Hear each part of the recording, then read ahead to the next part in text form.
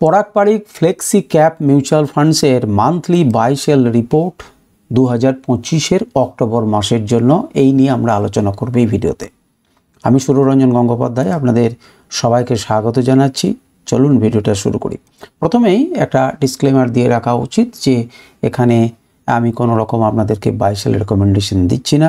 এটা কেবল এবং কেবলমাত্র আমার অ্যানালিসিস বলতে পারেন এবং মার্কেটের নিউজ, আর কিছু না।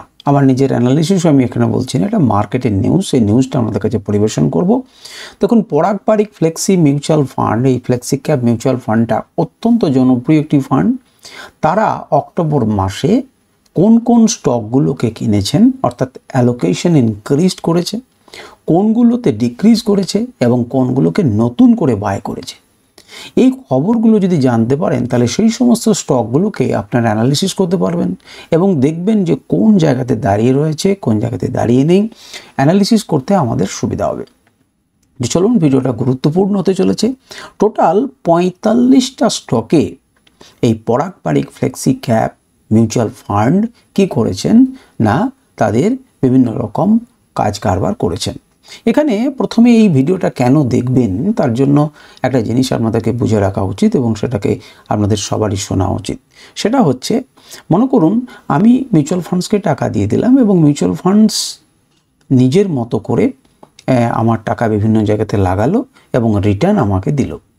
এখন আমি ডাইরেক্ট কিন্তু অ্যাপ্লাই করতে পারছি না, তার পরিবর্তে আমি মিউচুয়াল ফান্ডসকে দিচ্ছি। তাদের জ্ঞান, বোধ, বিচার সবই আলাদা। আমি যারা এবার ট্রেডিং করছেন বা কিছু টাকা পয়সা নিয়ে ভাবনা চিন্তা করছেন যে বিভিন্ন জায়গাতে লাগিয়ে দেখিয়ে যদি কিছু এক্সট্রা ইনকাম করা যেতে পারে, তো তাদের জন্য কিন্তু ইনভেস্টমেন্ট করার জন্য কিন্তু এটা ভালো, কারণ তারা বিচার বুদ্ধি করেই তো এই জিনিসটা লাগিয়েছেন।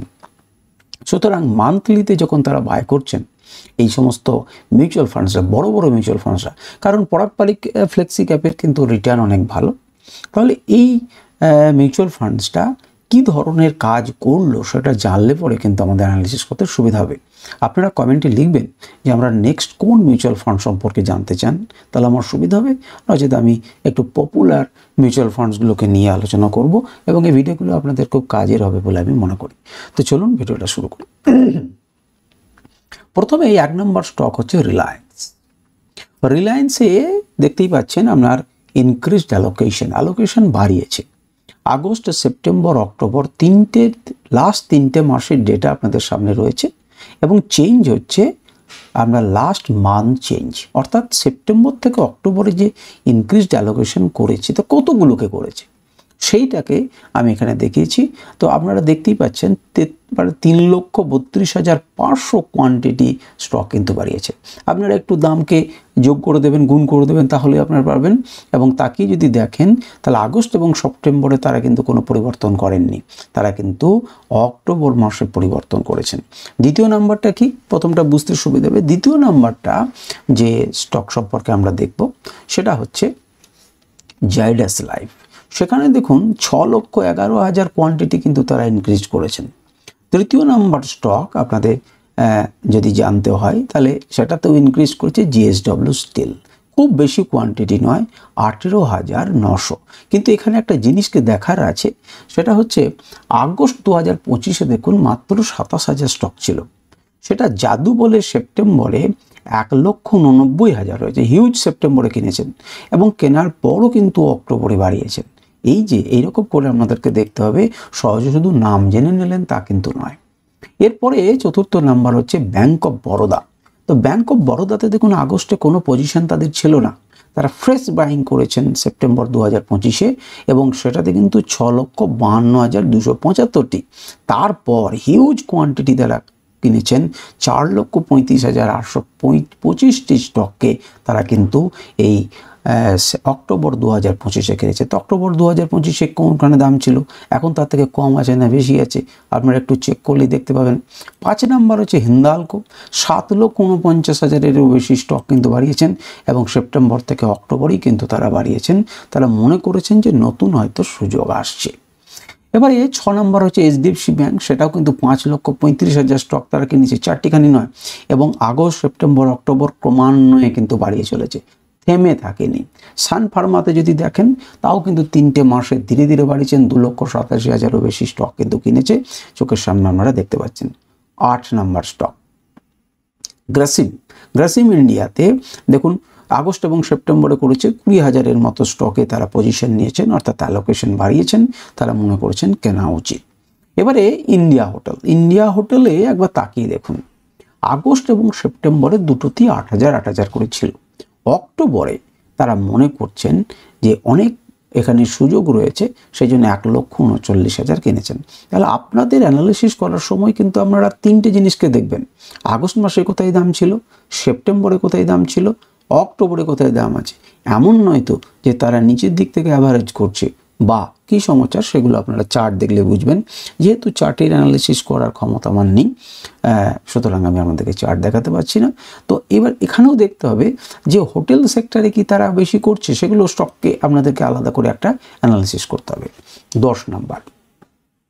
10 নম্বরে যে স্টকটা সম্পর্কে সেটা হচ্ছে সিপলা। তাহলে সান ফার্মা দেখলেন, সিপলা দেখলেন, 18,046, এই 1,84,000-এর মতো কোয়ান্টিটি, এবং ক্রমান্বয়ে 3টে মাসে কিন্তু বাড়িয়ে চলেছেন তারা সিপলাতে। SBI ব্যাংক কিন্তু দুটো হয়ে গেল। ব্যাংকে দেখুন 18,30,750 স্টক তারা কিন্তু বাই করেছে এবং অক্টোবরে হিউজ বাই করেছে। এরপরে দেখুন হাল, সেটাতে কিন্তু ফ্রেশ বাইং করেছেন সেপ্টেম্বরে এবং তারপর আবার বাইং করেছে। 1 লক্ষেরও বেশি কিন্তু আমাদের হাল কিনেছেন, অর্থাৎ আমরা জানেন ডিফেন্স সেক্টরের একটি গুরুত্বপূর্ণ স্টক। টাটা স্টিল, মেটালে JSW স্টিল করলো, টাটা স্টিল করলো 29,53,500 স্টককে বাড়িয়েছেন এবং প্রথমে সেপ্টেম্বরে বিক্রি করে দিয়েছিল, আবার ইনক্রিজ করেছে। ডক্টর রেড্ডি, তাহলে এখানে দেখতে পাচ্ছেন ডক্টর রেড্ডি দেখে আপনি কি বুঝলেন?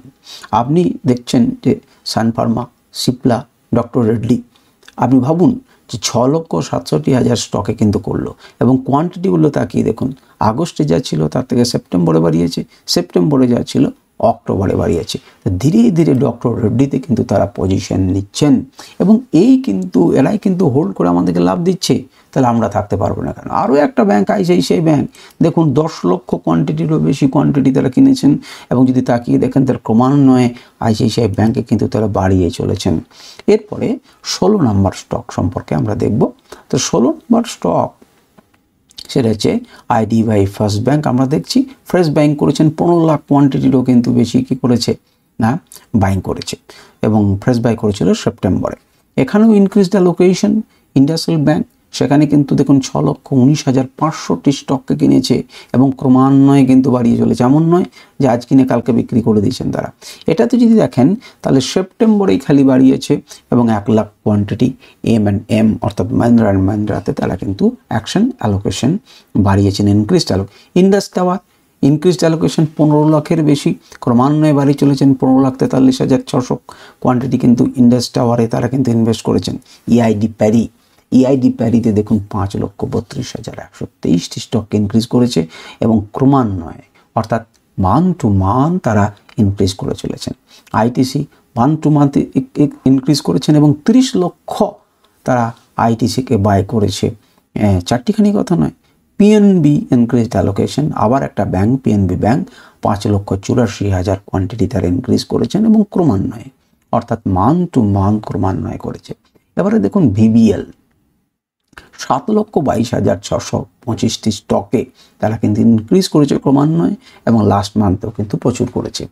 VEDL এটাও কিন্তু একটা মেটাল কোম্পানি, খুব বেশি নয় কিন্তু 5,750 স্টকে কিন্তু তারা ইনক্রিজ করেছে। ডিভিডেন্ড ভালো দেয় এই কোম্পানিটি। 25 নম্বরে আমাদের আছে নেসলে ইন্ডিয়া।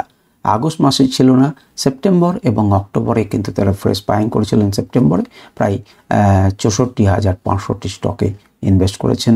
এরপরে দেখুন টাটা পাওয়ার, সেটাও কিন্তু 97,150 অর্থাৎ প্রায় 1 লাখের কাছাকাছি এবং সেপ্টেম্বর থেকে অক্টোবরে তারা ইনক্রিজ করেছেন। বেল, সেটাও তো দেখুন 22,41,525 স্টক ইনক্রিজ করেছেন এবং সেটা অক্টোবরেই করেছেন। তাহলে অক্টোবরে নিশ্চয়ই কারণ বুঝেছেন তাই করেছেন। আমরা একটু চারটা দেখুন। DLF ইনক্রিজড অ্যালোকেশন 2,39,250 ক্রমান্বয়ে বাড়িয়ে চলেছে আগস্ট, সেপ্টেম্বর, অক্টোবর। এবারে টাইটানে দেখুন ইনক্রিজড অ্যালোকেশন করেছেন, সেটাতেও কিন্তু 18,475 1,88,475 স্টকে। আর একটি স্টক বাজাজ ফিনান্স, তারা কিন্তু কিনেছেন 61,000 কোয়ান্টিটি। এই যে এতগুলো ইনক্রিজড অ্যালোকেশন আপনারা দেখছেন, তো আমাকে জানাবেন যে এর মধ্যে কোন স্টকগুলোতে আপনার পজিশন আছে বা আপনার হোল্ডিং আছে, কমেন্টে আপনি জানাতেই পারেন। লুপিন সেটাতে 68,000 কোয়ান্টিটি ইনক্রিজ করেছেন, অ্যালোকেশন বাড়িয়েছে। এই আমাদের পরাগ পারিক ফ্লেক্সি TCS 4,900, হিউজ পরিমাণ নয়, 4,900। এবং যদি আপনারা তাকিয়ে দেখেন যে খুব বেশি নয়, আগস্ট এবং সেপ্টেম্বরে তারা কিন্তু কোয়ান্টিটি বাড়ায়নি, অক্টোবরে কিন্তু সামান্য বাড়িয়েছেন। NMDC আপনারা একটু কমেন্ট করুন তো, NMDC কোন সেক্টরে? 94, প্রায় 1 লাখ কোয়ান্টিটি কিন্তু তারা বাড়িয়েছেন এবং সেটা কিন্তু সেপ্টেম্বর থেকে অক্টোবরেই বাড়িয়েছেন। এবারে দেখুন টেকেমকে অর্থাৎ টেক মহিন্দ্রাকে আমরা কি করেছে না, প্রায় 2,42,000 কোয়ান্টিটি কিন্তু বাড়িয়েছেন। এবার হচ্ছে পাওয়ার গ্রিডকে নিয়ে কিন্তু বেশ আলোচনা আমি কয়েকদিন থেকে আপনাদেরকে করছিলাম। কেন করছিলাম? আমি কোনো কেনা বেচার জন্য করিনি, বিভিন্ন জায়গাতে দেখছিলাম যেটা আমাদের ডেলিভার্ড স্টকগুলোকে নিয়েও ক্লিক করি, তাতে কিন্তু পাওয়ার গ্রিড মাঝে মাঝে উপরের দিকে থাকছিল। তাহলে কারা হোল্ডিং করছিলেন আপনারা দেখতে পাচ্ছেন। এবং তার সঙ্গে সঙ্গে আপনাদেরকে আমি বড় বড় লার্জ ডিলও দিয়ে থাকি। সুতরাং লার্জ ডিলে যদি না থাকে তাহলে ডেলিভারিগুলো কিন্তু এখানে এবার ধরা পড়ছে যে কোন কোম্পানি কিন্তু আস্তে আস্তে ডেলিভারি তুলছিল। 5,86,361 করেছে। কোয়ান্টিটিগুলো দেখুন, আগস্ট থেকে সেপ্টেম্বর বাড়িয়েছে, সেপ্টেম্বর থেকে অক্টোবরে বাড়িয়েছে। তার মানে কি, এতে তার আশাবাদিতায় পরপর 3টে মাস বাড়িয়েছে, 35টা হয়ে গেল। এবারে আমরা 36 নম্বর জিও ফিনান্স, দেখুন 10,31,650 স্টকে বাড়িয়েছে, সেপ্টেম্বরে কিন্তু বাড়ায়নি, অক্টোবরে কিন্তু তারা ইনক্রিজ করেছে অ্যালোকেশন। 37 নাম্বার হচ্ছে ইটার্নাল, আপনারা জানেন ইটার্নাল, সেখানে কিন্তু 57,78,700, মানে 4টিখানি ব্যাপার না, প্রচুর হিউজ করেছে। GMR এয়ারপোর্টে তার অ্যালোকেশন দেখুন আগস্ট এবং সেপ্টেম্বর মাসে একই ছিল, কিন্তু অক্টোবরে তারা মনে করেছেন যে এবারে কিন্তু বাড়ানো উচিত, সেজন্য 8,71,000 স্টক কিন্তু কি করেছেন, কিনেছেন। এরপরে আমাদের 39 নাম্বার স্টক যেটি আমরা দেখব, সেটাতে ট্রেন্ডে 9,400 এমন কোয়ান্টিটি নিয়ে ফ্রেশ ব্যাংক ছিল সেপ্টেম্বরে, অক্টোবরে কিছুটা পজিশন বাড়িয়েছেন। 39 নাম্বার। 40 নাম্বারে আমরা দেখব সেটা হচ্ছে বাজাজ ফিনসার্ভ, অর্থাৎ একই পরিবারের দুটোকেই কিন্তু করেছে, বাজাজ ফিনান্সও নিয়েছে, বাজাজ ফিনসার্ভও নিয়েছে। এখানে কিন্তু 4টিখানি নয়, প্রায় 1,90,000 কোয়ান্টিটি কিন্তু তারা কি করেছেন, বাই করেছেন এবং ক্রমান্বয়ে বাই করে চলেছেন।